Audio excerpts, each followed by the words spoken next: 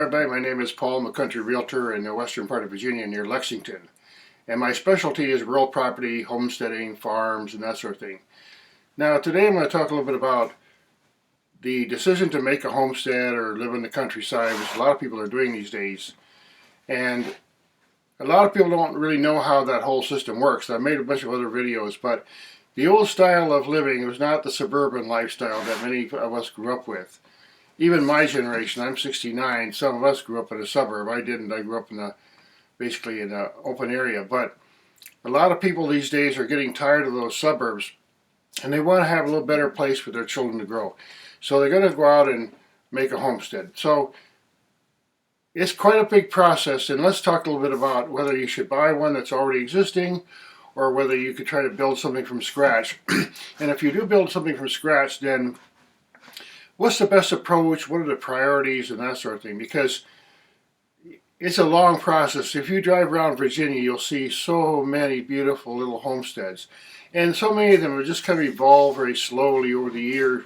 Sometimes they've been handed down to families, and they put a new barn over here, and the old barn over here is kind of rotting, or maybe there's a shed over here, or maybe they moved the fencing, or they got some new fencing, or they added some land, and things like that happen. Sometimes the farmer will split off a little bit of property from their fields or whatever and give it to one of their children, and they can start a new homestead there. So you'll see all these farms that are slowly evolving and have evolved for a long time. So if you're going to get into homesteading, it's really a good idea to go around the area where you want to homestead and just look at all the places that are amenable to homesteading, because it's not just the actual place where you have, because you want to be around other people who are also doing homesteading, because then you have a lot of community support and similar people, and a lot of people share machines and knowledge and so on. So if you're lucky enough, you can find a homestead that's already existing. And I'll tell you, I sold one last year, 10.5 acres, had a cinder block barn stable, it had a little pond, it had by a spring, it also had a cottage kind of thing, and then it had a house, and then it had pasture, and it had beautiful sun, and it was across from a field from a nursery. It was a quiet road, and surrounded by private land on the back and everything. So basically, really nice place. Now, it's really hard to find that kind of a package all set up for you. You see, so what you're likely to find, actually, now, there are big farms that are sometimes for sale, and that's a big project. I suggest that if you're really thinking about a serious agricultural major farm kind of situation, now that's a big project, and you can spend a lot of money setting a farm up like that. What I'm talking about is maybe, say, up to 30 acres, and you have maybe a couple of homes on there, and a barn, and some other structures, and maybe a little stream or something. So let's talk a little bit about the advantages. If you can't find one that's already made, that somebody says, hey man, I got this beautiful little farmette right here, and most people don't leave those things. A lot of people don't sell them, you see. So now we're stuck with trying to build something from scratch. Now that can be a huge process if you start with raw land. I made another video about starting with raw land and what you got to do to immediately try to improve it. But you're going to want to get some real basics if you're going to build your own homestead. And you can make it, it's going to take a while to evolve into the whole thing, the homestead. And people can spend years. One year they build a barn, and the next year they do some other thing. They build a pond or whatever. So there's a lot of big projects that can happen on a homestead. But there's things that you can do in going in and buying your homestead or the piece of land that you're going to use for a homestead, so that you have kind of a head start going in, so that it won't take long before you can make a basic homestead. See, in the old days when people came out to land, they just had to do everything. They had to cut down all huge trees. And the whole thing reminds me of a game that I used to play when I was younger called Warcraft. And you start with this little farmer, a little peasant, and he's in the middle of the woods, and first he chops wood, and then he builds himself a little house, and then he builds himself a little farm, and next thing you know, he can have a stable, and it goes on like that. So you see all these little animated creatures just like building their little farmsteads. So basically that's the root of civilization, you might say, where people lived on the land. They had to live somewhere. You got to have a roof over your head. Maybe you want some domestic animals to help you with your chores. Maybe you want some guard dogs or something like that to keep the beasts away. So that's how it goes. So let's go into some basic things here. You got to have, for one thing, you must have water on your property. If you're going to have a homestead, there's got to be some kind of water. Stream, pond. A stream is better than a pond, frankly. And a spring is an awesome thing, and a well. If you can find a piece of property that had a well dug already, boy, that's gold. And sometimes you'll find that with an old house that had been torn down, or especially a mobile home that was moved off the premises or something, and you find yourself a piece of land that's already got a well on it, and chances are it's got a septic as well. Then that's really gold. So you can start like that. But short of that, you're definitely going to need some land with some water, and you're going to need some soil, and you're going to need some sun. Obviously, so if you're going to have little crops, you're going to have a few animals, you're going to need some trees, you're going to need some materials, maybe you need some rocks. You have to have sun so you can grow stuff, and this soil has to be amenable and so on. So now typically most land has at least some slope. It's in many areas of the country there are places where you can buy it is pretty much like flat. But where I live, no, it's really hard to find actually flat land, totally flat, because in the bottomland and near the streams and the rivers, you find that sometimes because of flooding and so on. But typically, there's so many hills in the western part of Virginia, and even in the rolling Piedmont, there's usually some kind of slant.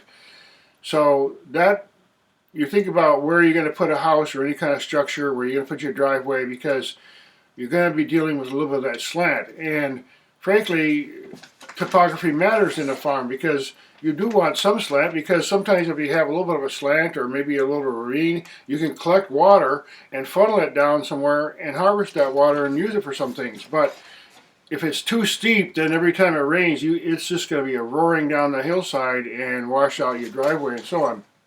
So think about that. And there are things there where you can do where if you have like water coming down the hillside, you can plant like some trees around there, or shrubs, or there's certain kind of trees that absorb a lot of water. Things like a willow tree, a beautiful tree, and a gracious tree, and also absorbs a lot of water. So you're definitely going to need some materials on your new homestead. Start with, it's good to have a little bit of cleared land, and if you can find a place that has a home site already made, that's awesome. Sometimes you can find someone that's selling a piece of land, and they have a logging road in there, so you got yourself a gravel or kind of a dirt road that you can get in at least. And if it's not too steep, and maybe they've cleared a little bit of space in there, and you have yourself a place to put your camper or trailer or something to start your homestead.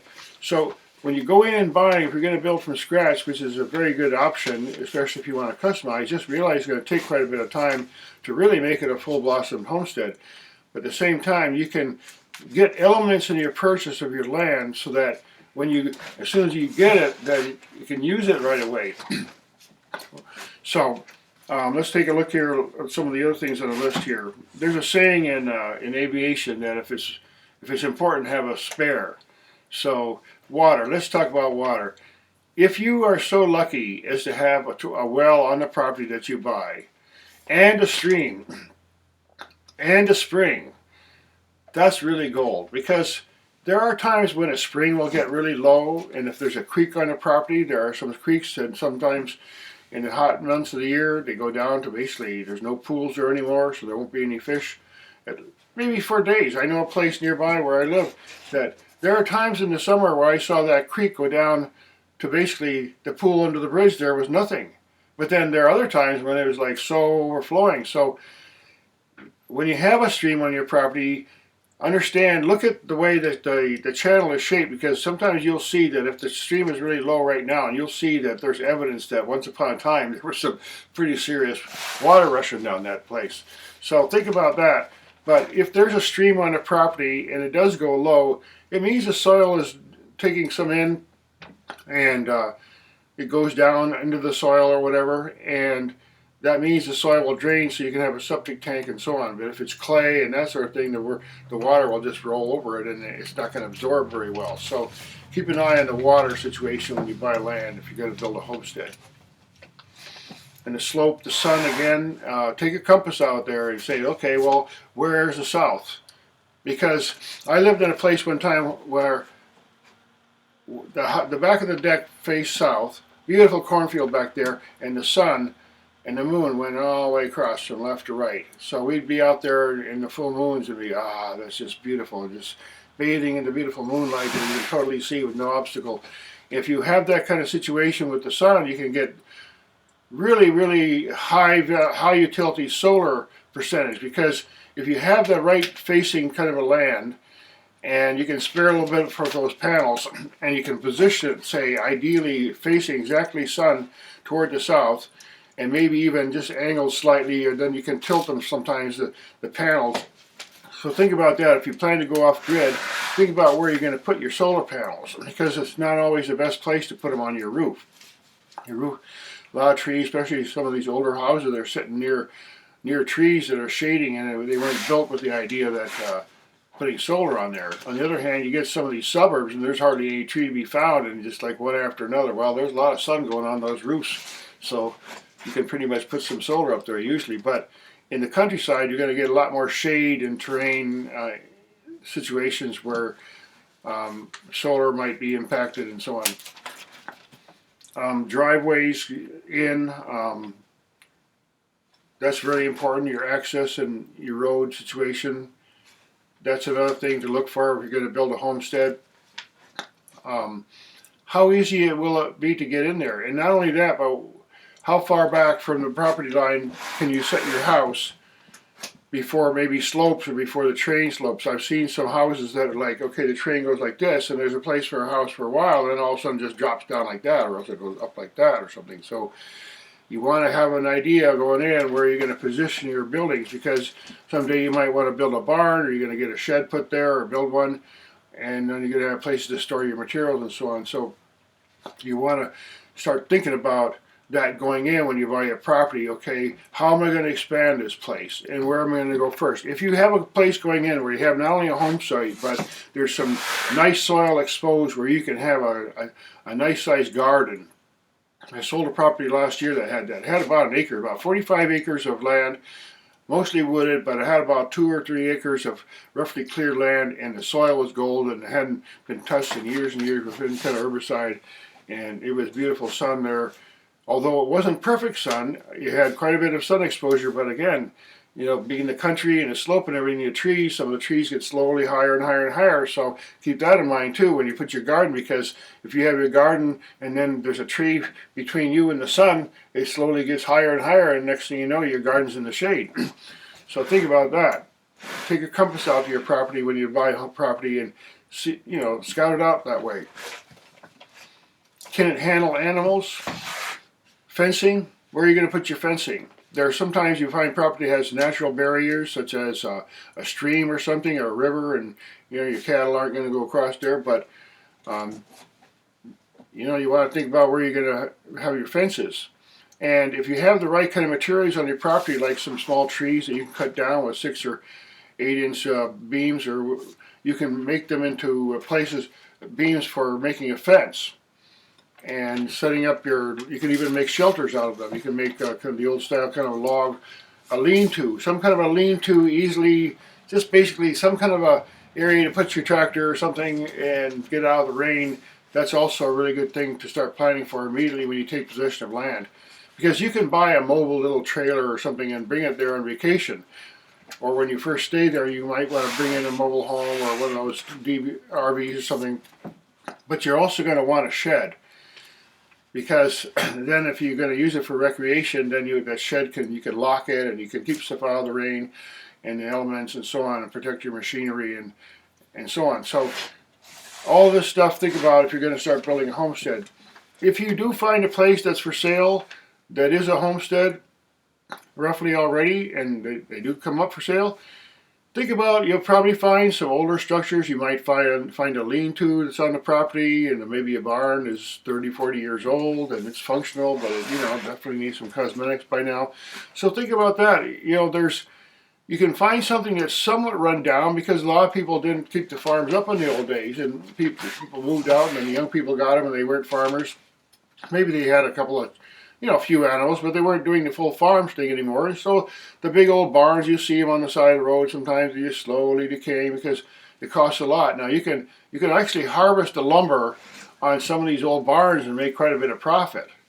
you know, if you find one like that. But people know they're valuable, so don't expect to go cheap on something like that. If you get lucky, you find an old barn, and an old farmer wants to sell it and say, okay, I'll take that off your hands, and you can start putting you harvest a lot of that beautiful old timber and logs and stuff and beams and put them in a new building.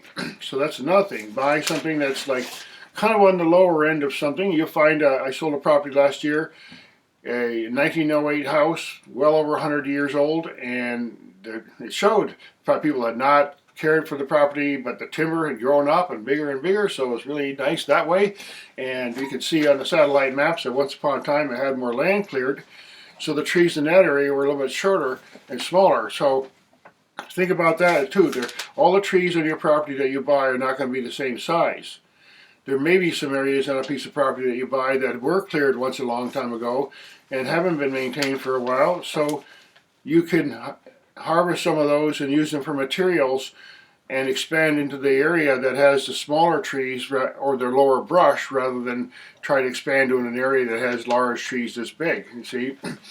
So building a homestead, you're going to need some materials. I made some other videos about this. You're going to need some tools when you go in, tractors, chainsaws, things like that. So there are a lot of aspects of building a homestead that I go into in some of my other videos, and I don't want to make these videos too long, but I want to give some information about buying and selling property in rural areas, particularly in Virginia where I specialize. So contact information below. Thanks for watching. Appreciate like and share and any comments, and if you find this content useful, come back and visit, and I have a lot more videos that are here right now, and I'll be making a lot more in the future, so I hope to see you in some of the new videos. Thanks.